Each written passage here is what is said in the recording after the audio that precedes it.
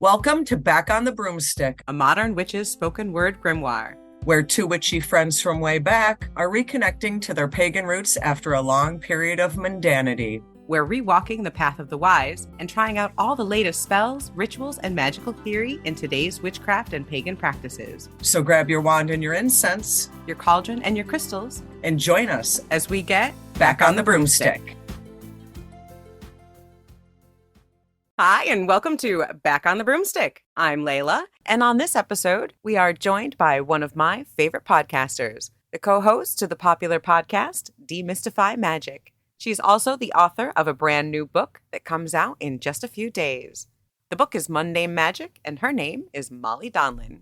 And I'm Chelle, and now she is also the author of one of my new favorite books because, folks, we're going to dive into this in a second, but this is one you can't put down, and I absolutely love this book, and I'm so excited to talk. Not only is this a special episode because we're both fangirling over the witch that is about to come on, but this episode also comes out on a very mystical, very spooky day, Friday the 13th. Dun, dun, dun! Okay, before we get started with our interview, Chelle, why don't you grab a deck from your massive stash and pull a tarot card for us? With your addiction, I know you've got something that'll work. That's right. It's an addiction. For Friday the 13th, Chelle has said that she has picked out an extra special, extra spooky tarot deck from the large stash o' decks. What do you got for us, Chelle? Okay, so this deck actually is relatively new, and this is Christina Ricci's Tap Full of Spiders tarot deck. I adore Christina Ricci. Is she the author of this deck? Actually, yeah. So what this is like a bigger box set. The one that has like an actual little book. Ooh, like the deluxe collector's set. Yeah. Like, this is just a gorgeous deck. But she actually wrote the book.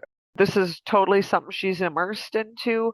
This is not just a fan deck. I have been in love with Christina Ricci since she said, "Are your cookies made with real Girl Scouts?" Yeah. But see what this deck is. She did the foreword, and then there was a creative director, Mark Hampton, custom artwork by Philippe Flores, and the book gives fans of Christina Ricci a retrospective look at her personal and professional journey through tarot. So when you're looking at these cards, you're seeing things like scenes from Casper, scenes from Wednesday. These are fabulous. Edward Scissorhands, like every movie she's ever been in is depicted in these cards. They're fabulous. They're fabulous. Like I said, not a fan-inspired book. She's totally immersed into this. And this is, like I said, brand new deck. It is copyright 2024. So it's only been out for maybe a year or so, year and a half. I think you should just get it just for the sake of, let alone if you have an addiction. You're killing me. I need to see these cards. What do we got? I'm shuffling up though right now. Okay, so wow, today we are working with the 9 of Wands. Oh, I like that card. There's gears. It looks like I see stars there. I like the purples and blues and black of this deck. But the way she's dressed in this picture, for some reason, it reminds me of a rocket. You know, the bodysuit with the jacket and the heels. Yeah. And because it is the 9 of Wands, she's kind of holding a wand in her hand with the other 8 wands kind of coming down behind her. I get kind of a steampunk vibe from this card, to be honest with you. The gears at the bottom of it give me that same kind of thing. And, you know, that kind of goes with the 9 of Wands, like the resilience idea, you know, that perseverance and keep chugging, keep ticking, keep on going. You've got to keep everything in motion to keep everything flowing is kind of what I get. You got to keep working at the task, at the task. And gears can be an inner strength, too, that I think sometimes wands can depict, like that quiet inner strength.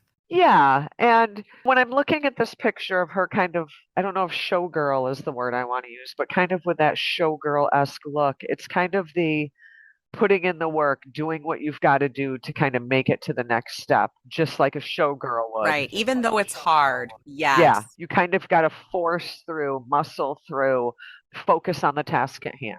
Almost feel like this card is saying to me that, when you're working really hard at a physical task, like I like how you said a dancer, say you're working at dancing and you're trying really hard to perfect a move. It hurts. It's painful. Yeah. When you're doing that work and putting that in, it can be hard. And you have to find that core of stillness inside, that resilience inside to take a breath and move through that pain, move through that adversity until you can come out the other side. And this is a 9 card now. You're at the end. You've almost mastered it. And so I love that there's gears. I like all of that with the card. I really love this deck. I definitely recommend folks take a gander at it because it's really gorgeous. Okay, my one question is, I know sometimes you don't love when they rename cards. Are these all named traditionally with the Smith Rider Waite deck? Like as far as the suits, like king, yeah. Queen. Do they have any unusual names, or is it pretty much traditional? No, it's pretty standard. They've got the page, the knight, the king, and the queen. So this is kind of along that Rider Waite Smith vibe. All right. So I think if that card resonates with you this week, just remember, take a deep breath. You're almost there, and just finish the work. There you go. I love that. Well, all right. So now that we've had our fun with tarot cards, Chelle, I think it's time to invite a guest in so that we can talk about magic and how to bring magic into your everyday life. Oh my God, I'm so excited. We haven't had a guest in so long. It's been a minute. Yeah. And this is a guest that I'm actually a fan of. I listened to her podcast and I'm pretty excited. So without further ado, let's introduce Molly Donlan. And Laylla, what's her podcast? Her podcast with her co-host Madison Lillian is Demystify Magic. And the book is Mundane Magic, a lazy witch's guide, like totally right up my alley, to hacking your brain, building a daily practice, and getting stuff done. So we would like to bring to the show tonight Molly Donlan. Molly, welcome. Thank you for being here. We are so excited to have you. Oh my gosh, I'm so excited. I'm like over here fangirling. Before we started recording, I was like, y'all are our listeners' favorite podcast. Yay. So like we're over here just being like, oh, I'm your one of your favorite podcasts. No, you're one of mine. Like I'm so excited to be here. Y'all just have such a fantastic podcast, especially for newer witches or folks who are just like coming back to their practice. And so I think this conversation is going to be a real treat. Thank you so much. And same. Now, we were lucky enough to get an early copy of your book, which comes out February 17th. So that's just a couple days from now when this podcast goes out. Now, could you tell us a little bit about this? Because our listeners are always asking for, what can I do in my everyday life to make it a little more witchy? And you more than answered it in this book. So can you tell us a little bit about it? Yeah. So Mundane Magic was really born out of my love of being a witch and my struggle with ADHD and keeping my house clean. Hello. And so I have always been the practitioner that my practice is really embedded into my life. So the first spiritual book I ever read was called Work by Thich Nhat Hanh, which is all about adding moments of mindfulness to every hour of your day, from brushing your teeth to answering the phone to commuting to work, answering emails, etc. And a lot of my teachings are inspired by his work and really infusing your practice into your day to day. And so that's always been how I've approached magic. And it didn't occur to me that wasn't the norm until I started getting messages from our listeners being like, I would love to practice magic, but I can't even wash my dishes. And I'm like, bestie, what if you did one and the same? Together, yeah. Together. And so really the idea for Mundane Magic came to me quite literally in a dream. I know sometimes people say that and you're like, sure it did. But I remember just like having this dream where I started a video going, are you tired of mopping like a muggle? And just made this video about like mopping my house and making a potion to spread throughout my space.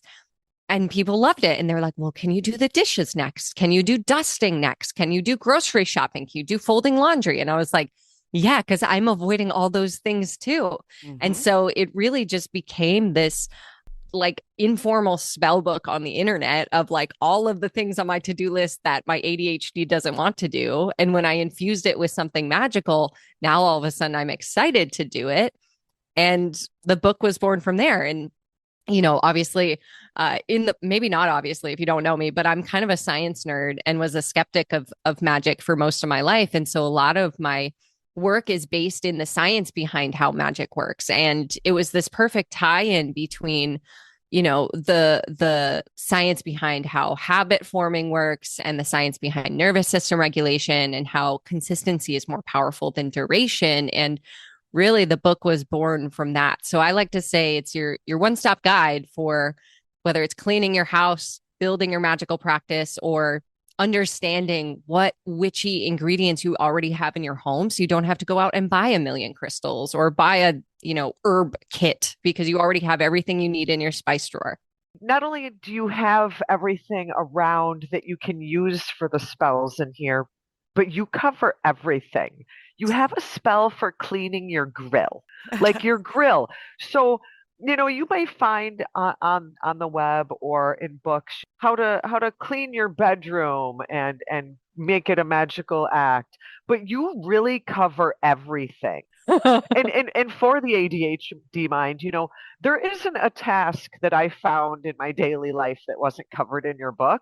Mm-hmm. So this is absolutely the most amazing book I've read in a long time because it really does cover how you can really work magic into every nook and cranny in your life, Mm-hmm. not just making the bed and mopping the floor, but every single task, brushing your teeth or sweeping up dust or dusting the curtains, every single task in your life, you've made it accessible to be magical. Mm-hmm. Yeah, and that really came out of I have to give credit to my community, especially my community on Instagram, because when I was writing this manuscript, it's the book is centralized around different rooms in the home. So I was really open with my community through this whole process, and every week I'd be like, okay, I am doing the chapter on the kitchen. Tell me in the comments every single chore or task you're avoiding. And that became my outline of the book. I took literally every single suggestion. I don't think there's a single suggestion I left off. Like my editor was like, do we really need this one? I'm like, yes, Yes, one yes, person asked for it. Like yes. my favorite that really highlights the scope of this is there's a cleaning the fish tank one. And when I was writing that one, I went deep into like, what if you turned your fish tank into an altar? And then I was like looking up the symbology behind all the different like items you could put in your fish tank and the color magic around the pebbles and like using moon water. And like that's the level of it. And I think that's the fun of it is it's literally so comprehensive that if you find a chore that is not in the book that you have been avoiding, DM Bravo. me. I will write you a spell. That's what I loved about this is your magic is on point. None of these are stupid. None of these are The bar is real low. That's right. None of the spells in this book are, oh, you want to incorporate magic into your life? Stir your intentions into your coffee, which is great. That's a great small practice to build on. But there's more to it than that. We want more than that. People are always looking for what can I add to my everyday? Like you said, your community was asking that of you. What can I do? But above and beyond having actually good spell work in here, what I really enjoyed is you bring in all of the senses, not only to your meditations, but also to your spell work.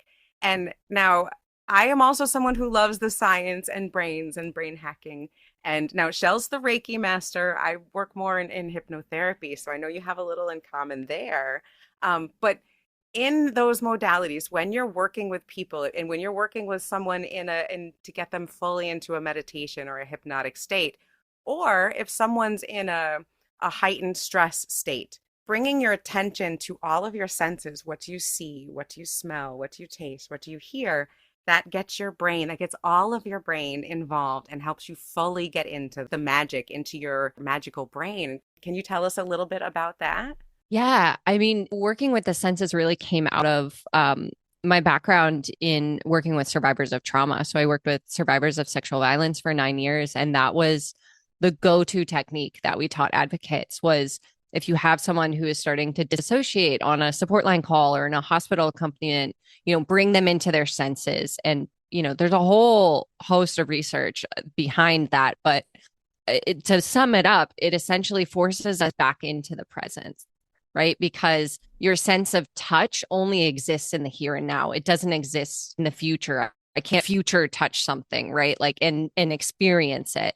Same with your sense of smell, your sense of taste, right? And so by using all of the senses in our spell work, we're dropping into the present moment. And especially if you have a neurodivergent brain that deals with just focusing on something, focusing on your breath and breathing in, feeling it, whatever. When we bring those other senses in, the brain starts to latch on more easily to the present moment. I could tell that there was the trauma-informed background there, because one of the things that you did that I loved in your meditations was you didn't just say, close your eyes. Because not everyone can do that. Mm-hmm. Not everyone feels safe and comfortable to close their eyes. So you said, or gaze softly at something. And I was cheering when I read that. I was like, yes, this is perfect. Because not everything works for everyone. Not everyone can meditate seated. Mm-hmm. Some people need to move. Some people need to pay attention to other things. So this book just was so rich with details and with different ways of doing things, I think. So it was very good in that for me. I think one thing that really was poignant to me right from the get-go out of this book, and what really caught my attention and kind of sucked me in to want more, was you said something to the effect of 2 minutes of magic a day is more effective than, I think, an hour of magic a month. I can't remember exactly how you phrased it, but I was just like, oh, you got it. You got it. She's onto something there. Sometimes quality is better than quantity. And you really kind of, just the way you phrased it, I was like, no shit, she's right. So kind of explain your theory, because for folks that'll be like, hey, 2 minutes a day, 30 days, 60 minutes, what's the difference? Kind of explain that theory, because that really caught my attention. Oh, I would love nothing more. So there's two ways we can look at, there's lots of ways we can look at this, right? When it comes to building habits, the lower the bar, the easier it is to overcome. And momentum is what builds habits, especially, again, if you have a neurodivergent brain. The getting started is the hardest part. So if we lower that bar all the way to the floor where you can trip over it on the days you have zero time and you feel like shit, which, by the way, are the days you need your magical practice the most. Yep. Oh, yeah. Then perhaps we maybe have an opportunity to do it. And it maybe doesn't feel like one more thing on our to-do list that we don't get done that then we shame ourselves for. So there's that aspect. But really, it's rooted in the nervous system. My core belief is that your spiritual practice is not something you follow because you want to stress yourself out. If anyone disagrees with me, let me know. The majority of us follow a spiritual path and approach magic because we want to make our lives better in some way. We want to make ourselves better in some way. Maybe we want to manage the stress in our lives easier. Maybe we want to reduce some of the worry or some of the fear, some of the pain that we're experiencing, right? Maybe we want to create a different life for ourselves, or maybe we just want to feel really present and secure with who we are. And all of those things tie back to our nervous system, right? You have two sides to your nervous system. You have your fight, flight, freeze response in the sympathetic nervous system. That's the side of you that literally thinks you're being chased by a tiger when your Wi-Fi buffers for a little bit too long before an important meeting, right? Doesn't know the difference. The wiring's the same. And then your relaxation response, the parasympathetic nervous system, which is all about homeostasis and finding equilibrium and allowing your body to heal. And when it comes to regulating the nervous system, which is one of the benefits of getting present and being intentional and being curious in our magical practice, is consistency is more powerful than duration. So the analogy I like to give is drinking water, right? What do you think would be more effective for the health of your body and mind? Drinking a gallon of water once a week or sipping on a glass of water throughout each day, right? Most of us would say, yeah, okay, I know I need to drink more water, right? There's a spell for that in the book, I promise. Call me out, Molly. I hear you. Or, like anything, moving your body. What would be more effective for your health? Taking a parking spot that's a little further away from your office, or running a half marathon tomorrow with no training, right? Right. And so it's the same thing with our magical practice. Are there times where the big elaborate rituals make sense and they feel exciting? Sure, go ahead, do that. But on your day to day, we need something that can keep up with the life that we have. We need something that doesn't feel like one more thing on our to-do list that we can avoid until tomorrow. And that's really where this 2-minute comes in. You have 2 minutes. I remember when I was an advocate, I was a consent educator as part of my job. So I was driving all over Maine at like weird hours in the morning, like 3 hours away to get there at 6 a.m. It was bonkers. I had this goal of meditating every morning. And some mornings I woke up at 3 a.m. and I was like, I don't have 10 minutes, but I have 2. And so I would sit and I would take those 2 minutes, and it would just alter the entire commute and then alter the entire day. And then I was able to deal with the, screaming 11-year-olds after recess. Right. And so, yeah, I just find that when we kind of set that as the baseline and we set that as the standard, it becomes doable rather than something to dread. 2 minutes isn't scary. 2 minutes is not scary. Yeah. And then in doing so, you actually build resilience in your nervous system. You rewire the neural pathways in your brain to feel more present. And then every little thing doesn't feel like a tiger to your brain anymore. It's like, that is the true magic, in my opinion. I love that. I love that so much. And stacking habits like that, doing just something for 2 minutes makes it much more accessible, and for me, if something starts to look like a mountain, like you said, even little things, you can trip over them, it starts to look like a mountain, I won't do it. Yep. And so your 2-minute idea fits in with something Chelle and I like to talk about, which is to just do the thing. Don't worry about failing it. Go ahead and fail it, actually. Plan on failing it. Plan on doing it badly, but do the thing. Try it first. So try it for 2 minutes and don't worry if you don't do it right, I guess is what I'm, that's the marriage between our podcasts is what I'm hearing. Yeah, you can't do it wrong. Like you can't, none of the spells in this book are going to like blow up in your face. Like if you don't fold your laundry correctly. Oh, that's no. Right. No. The spell police will not come to your door. It's all right. Nobody's going to come by and like snap your wand in half, like nothing bad is going to happen. And so like it gives you permission to just try it. Chelle. Yeah. You are famous for the beginning of the month cinnamon spell. You throw the cinnamon stick out the door. So has anyone come knocking on your house and put you in witch jail yet? They haven't, but I really think that some of the creatures out in my yard are really loving those cinnamon sticks. There you go. Okay. Neighbors, maybe not so much, but. So if they haven't come for Chelle yet, they're not going to be coming for you if you do the spell wrong. So do it for 2 minutes. It's not going to hurt. It's going to be easy. Now, the other question I had for you is at the beginning of your podcast and even in your biography and everything, you talk about you're a former skeptic turned energy worker. Can you tell us a little bit about that transformation? Oh my gosh. Yeah. If you had told 22-year-old me that I'd write a book about magic, I would have thought like I was doing some sort of like hocus pocus shit. Like, well, you kind of are. I mean, yeah, I like didn't know witches were real. Like, and if you told me they were, I'd be like, yeah, okay. Yeah, sure they are at Hogwarts. Still but no, I was my just, letter. Yeah.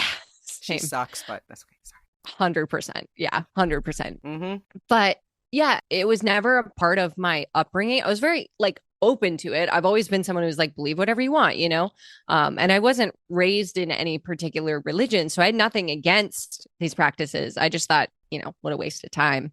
And then through my career as an advocate, I ended up just developing chronic hip pain that was completely unexplainable to every pain specialist and doctor I could find. They were just like, I don't know, you're 23, good luck.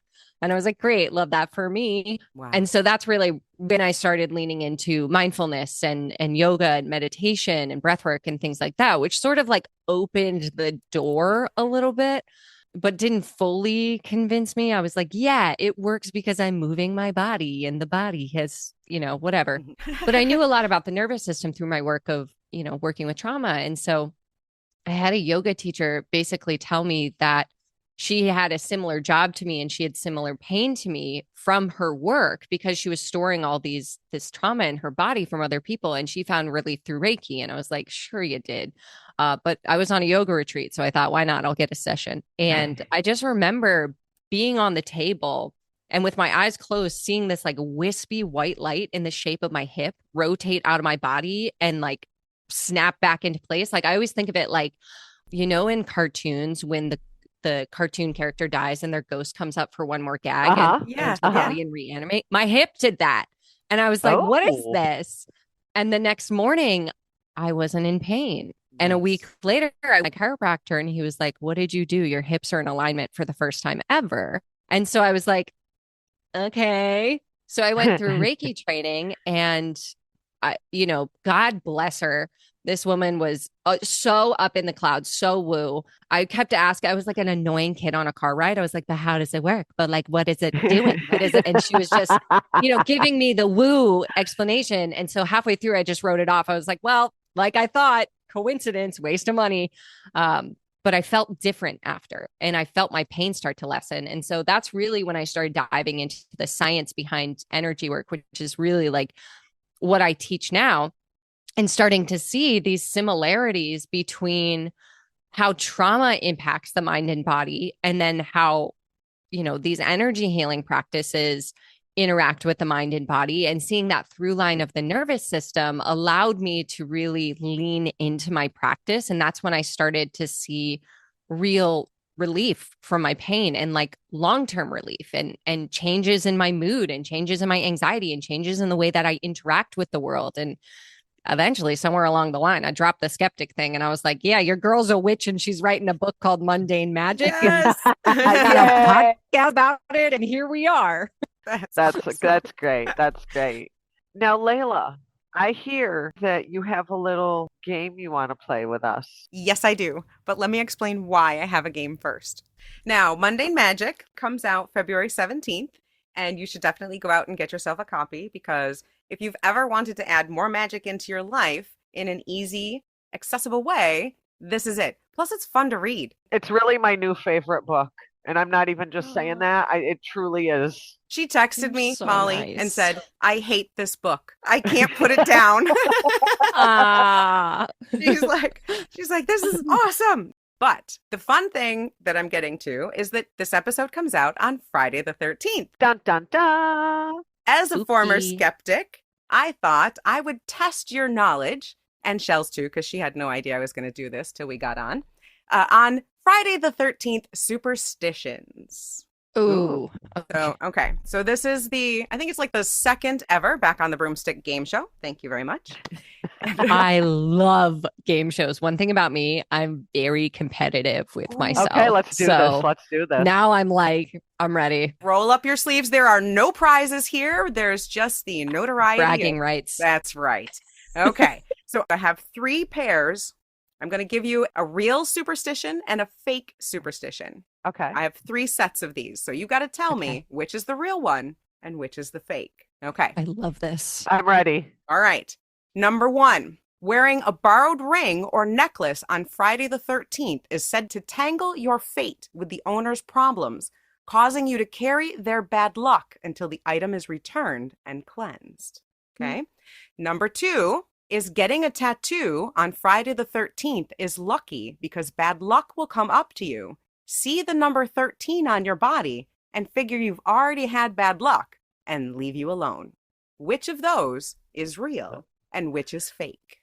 I feel like I'm leaning against the Friday the 13th one, because logically I was like, well, I know a lot of tattoo shops like flash sales on Friday the 13th, like $13 tattoos. But I don't really see them in like, I don't see the witchy tattoo shops leaning into a superstition like that, which I feel like would be a good marketing plan if that were true. So I'm going to go with the ring one. And I'm going to agree because I have never in my life heard anybody say that. So I'm just going to say that I'm definitely going with the ring one. It just sounds more legit to me.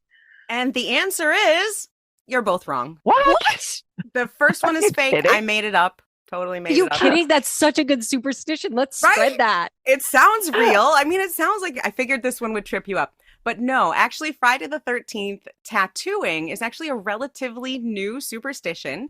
And Oliver Peck, who is one of the tattoo artists that I believe is a judge on, I don't remember what tattoo show, but he is a famous tattooist. And he says that bad luck will come your way. See the number 13, see that bad luck is already there, and it would pass on by.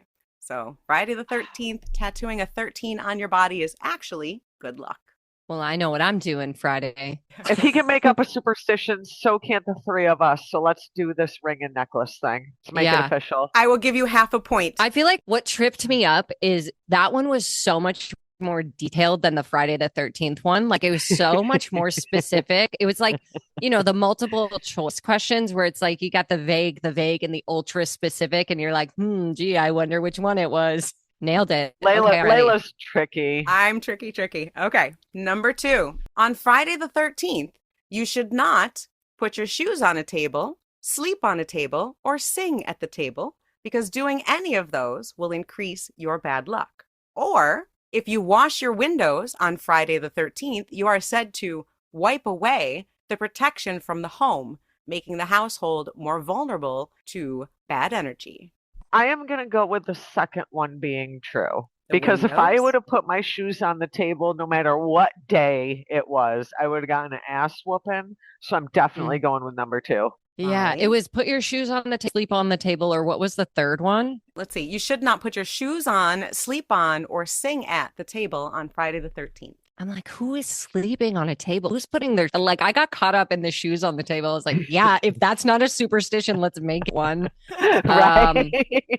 Yeah. Oh God, this one's so hard because I feel like I hear a lot of superstitions, especially when it comes to like cleaning the house, and I've never heard the window one. But I'm gonna go with the table one. I'm gonna go just to be different. Okay. And one of you got it right, and the winner is Molly. Oh ding, ding, ding, ding. That window thing sounded so legit. Right? But you know what, Chelle? I was like, please don't let that be a superstition. I don't need someone like reading my book and then seeing a reel or a TikTok about it and being like, oh my God, the protection in my home is gone. Right? Like, she told me to clean my windows. Yeah. No. Now, I actually thought that, Chelle, you would, I was worried that you would get that one right and we would be accused of cheating, because we did a year or so ago talk about Friday the 13th superstitions, and we mentioned the shoes on the table, and you did say that you would have gotten an ass whooping if you had ever done that. So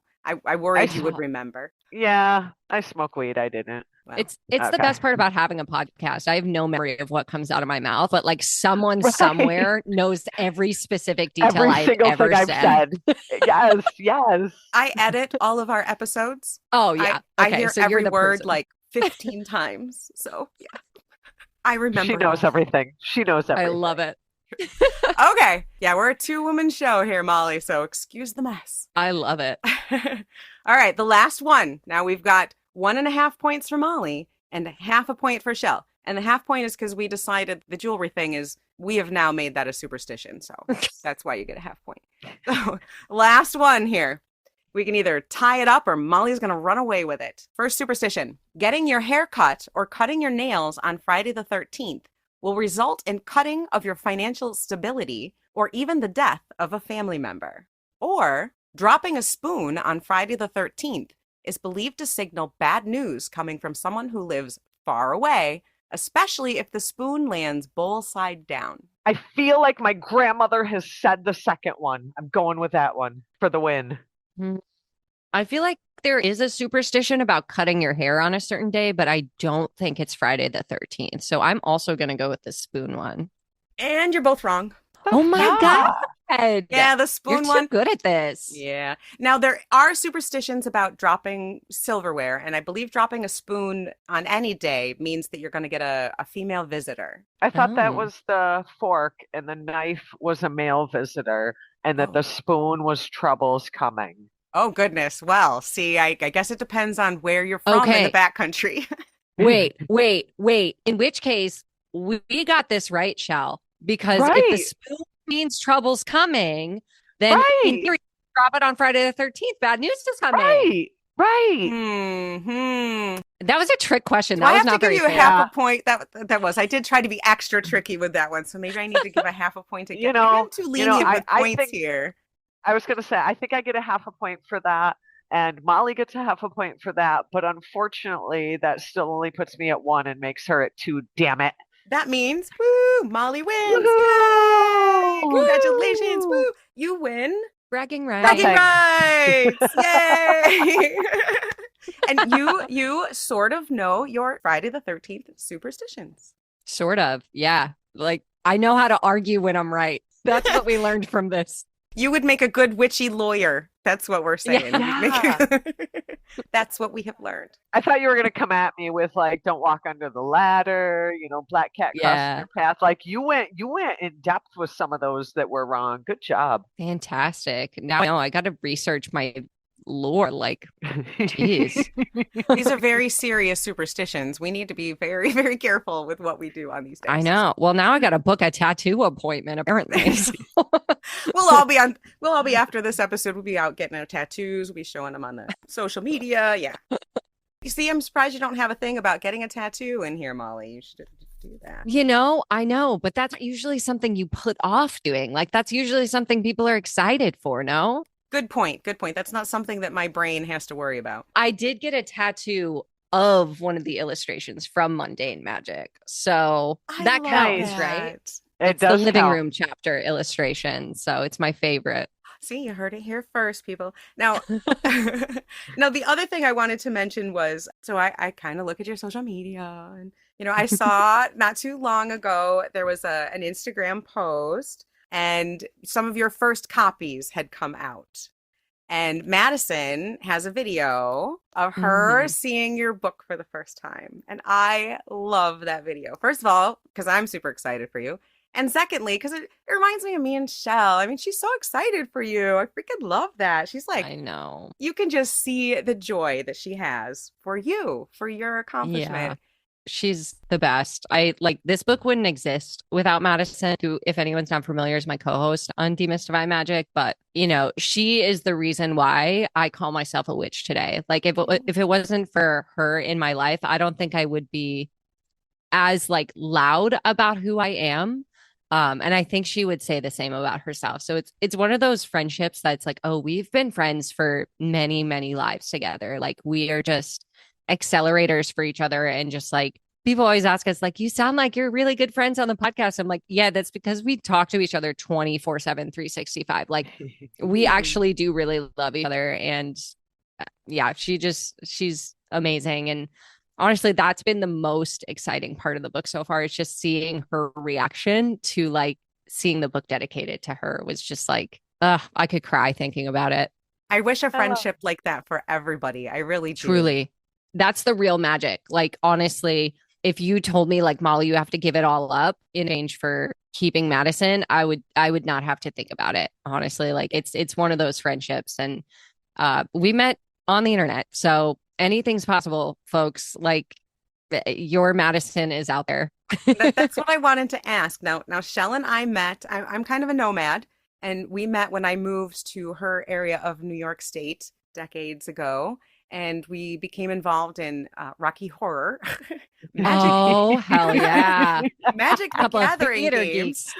Yeah. Speaking my language, now I see why we Right. get along.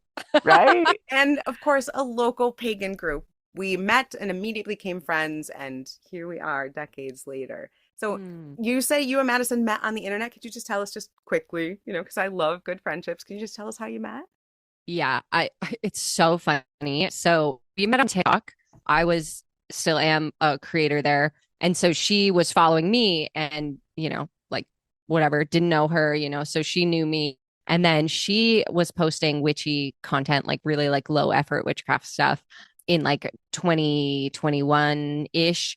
And a post came across my page of her making a money bowl in a mug. And I was just like, I could do that. And I just went and got a mug and I made a money bowl. And I was like, I'm a witch. I did magic. Like that was my first ever spell that I intentionally did. And so I followed her. And then we did the thing that all good online friendships do before they actually start. And we just sent memes and like videos that we thought each other would like to each other for like months. It's the and then it's the online friendship courtship stage.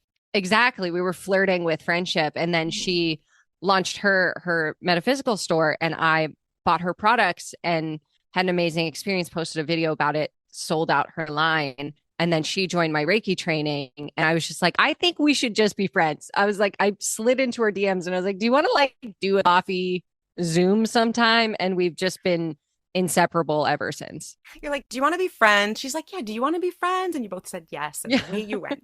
Yeah. And we got on that Zoom and she's like, I'm so glad you asked me, because I'd been trying to figure out how I could ask you without being a creep for like months. So we just like every meme that we sent, we were just like, you know, the shot across the bow, like waiting for the other to make the move. I love that. I love that. And, you know, meeting people online, witches are hard to meet sometimes. Some of us don't live in places where you can meet other magical minded souls. And so I think it's just as valid to meet someone online and to start a relationship there as it is in the real world. And sometimes that's all we have. You just have to be a little more careful, I think. Yeah.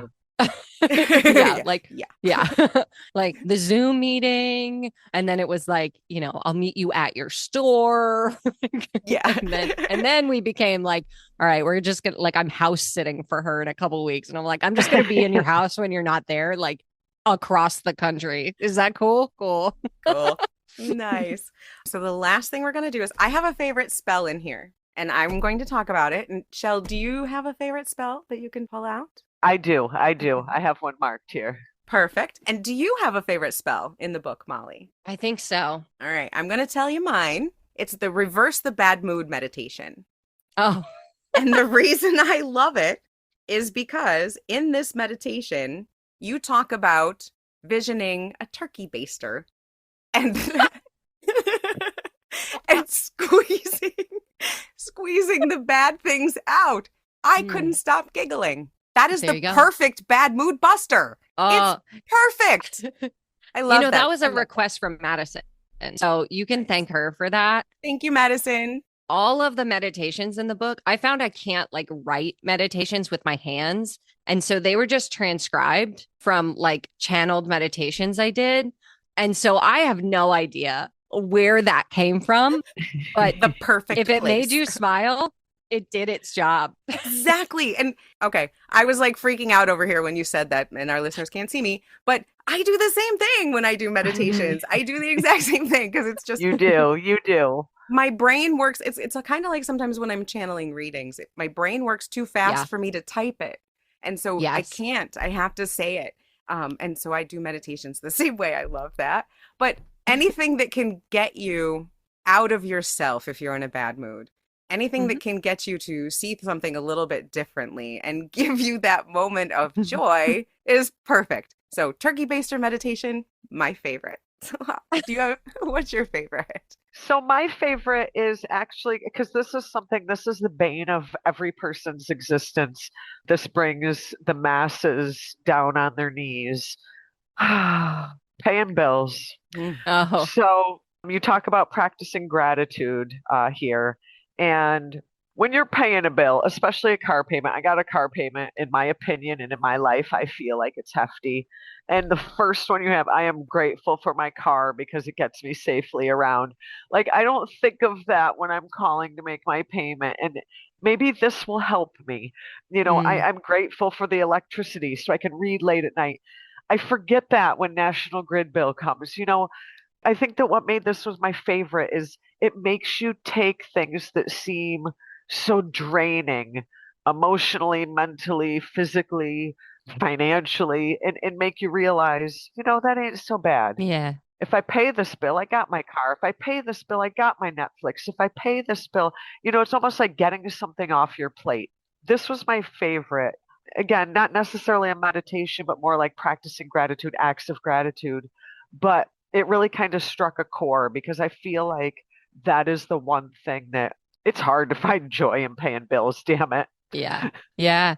That was something I really wanted to stick in there because I think there's a million witches online and witchy books that will teach you how to do a money spell to overcome a bill or erase your debt or whatever. And like, sure, those are valid and great and we love them. But at the end of the day, everyone's going to have a bill. And Yep. witchcraft and magic can't erase them all. And so if we Right. constantly push them away and we constantly see them as like negative and whatever, then like We're that's not building that really, anxiety around them. yeah. And it's not really serving us, right? Like I kind of see magic as not running away from the things that are shit in life, but like leaning into them and like it can suck. And also I can find like a glimmer of gratitude for it to Right. make it suck a little less. Right. And that's what I loved about that little piece, because it reminds you that you can make it suck a little less. I love how you put that. And that gets back to stacking little things. The more you can stack that gratitude, the more that you tell the universe that you are grateful for these things, that helps to allow them to show up in your life a little bit more and to see it when it does. Mm-hmm. All right, Molly. Okay. My favorite changes all the time. I think every time someone asks me, it's going to change. But I'll tell you, the one that I think about often is I used to be someone who I bring a glass of water to bed every night so I can take my meds before bed and drink my water while I'm reading. And what happens is at the end of the week, there's somehow 700 glasses of water next to my bed. And there's too many for me to carry. And then it's like, now I start putting them on my husband's nightstand. And then now his nightstand is covered. And then we don't have any glassware in the kitchen. And I'm like, I don't know how that happened again. And so that was the inspiration behind the nightstand altar. Because one thing about my office is it's always a mess except for my altar. The altar is everything has its place, right? Nice. It might be dusty, right? There might be some wax on it, but I'm not throwing random stuff on it. I'm not putting socks there and glasses There's of an water. order to it. There's an order to it. It's my chaos. And so I thought to myself, what if I treated my nightstand like an altar and I set the intention for sleep? And so everything has its place on the nightstand. And now that water, when I set it next to my bed, it's no longer just a glass of water I can forget about. It's a protection spell. The water is going to protect my energy, collect any emotions I'm off-gassing in my dreams, and then I'm going to feed it to my plants in the morning and bring it back to the ecosystem after. And you know what? Sometimes I still have glasses of water on my nightstand, I'll tell you that, but it's not nearly as bad as it was before. I love that. And you can always put them on your husband's nightstand. Yeah, he doesn't have an altar, so it's free reign. Right? Free range, right? I love how you build spells on things that you already do, things that people already do in their life. Because if you're going to try and go out of your way to do something unusual, my brain won't do it. My brain will build that little thing into a huge mountain and I won't do it. But if it's something I'm already doing, like you said, you already know you're bringing water to your nightstand and you've created this altar, this space. It has a purpose. It has a thing. This is something you're already doing. And so you kind of stack just a little bit, just a little change on top of that. And it can make it so much more intentional and magical. I love that. Yeah. And now my lip mask is also imbued with magic. So win-win. Win-win. Nice. So everyone should go out and get this book. Again, it is called Mundane Magic, A Lazy Witch's Guide to Hacking Your Brain, Building a Daily Practice, and Getting Stuff Done by Molly Donlan. And we'll put links to your website, to Demystify Magic, to your Instagram, all the wonderful fun things. And you mentioned something about Reiki classes? Mm-hmm. Yeah, I have a Reiki training program. The level 1 is called Reiki 1, the Science of Self-Healing. And it's all like, if you like mundane magic, the way that I teach those practices, you will love my Reiki training, because I really built it for, Molly 10 years ago who couldn't find one that worked for her. So it's really grounded in the science behind the practice. It's grounded in that 2 minutes a day. It's more effective than 60 minutes once a month. And one thing about a lot of Reiki trainings, not to knock them, but I found that I had more questions after the trainings than I had in the weekend that I took the class. And so I like to say we give you more support than like any Reiki train on the planet. Like your Reiki practice doesn't end and begin in a weekend, so your support shouldn't either. So we have like a whole community of graduates that are also really aligned with this, that are cheering you on, that are watching the modules together, that are connecting in our monthly events. And yeah, it's just like an amazing, amazing program that you can find all the details about on my website, but it's very like in the same ethos as Mundane Magic.